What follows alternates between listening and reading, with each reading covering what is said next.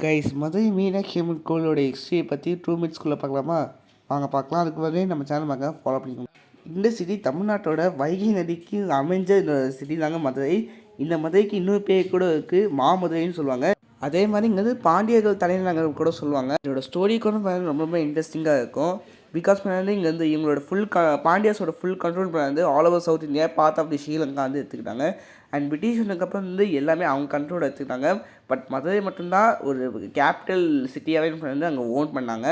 பாண்டியன் சாட்சி காலத்தில் இது வந்து ஒரு பகுதி மட்டும் தாங்க இருக்குது, அது வந்து மதுரை பகுதினே சொல்லலாம்.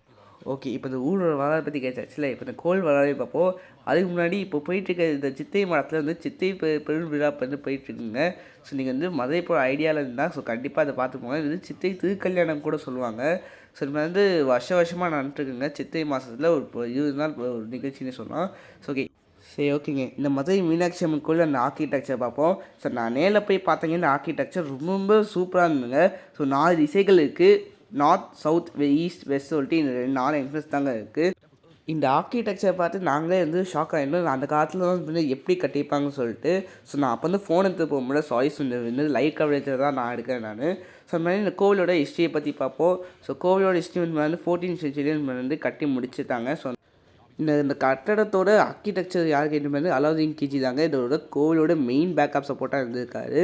ஸோ இந்த மாதிரி வந்து இந்த கோவில் கட்டினது பாண்டியாஸாக கேட்பீங்க. பாண்டியாஸ் கிடையாது, திருமலை நாயக்கர், அதாவது நாயக்கர் டைனஸ்டின்னு அவரோட டைனஸ்டியில் பார்த்தீங்கன்னா இந்த கோவில் வந்து கட்டியிருக்காங்க.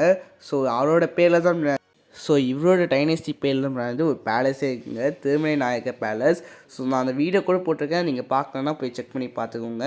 ஸோ நம்ம சேனலில் இருக்குது. ஸோ அந்த இதாங்க வந்து மதுரை சிட்டி அண்ட் மீனாட்சி அம்மன் கோவிலோட சிறப்புகள். ஸோ நானும் போயிருக்கேங்க, செம்மையாக இருந்தது. ஸோ நீங்கள் இந்த இடத்துக்கு போய்க்கலாங்கிறதே கமெண்ட் சொல்லுங்கள். நம்ம சேனல்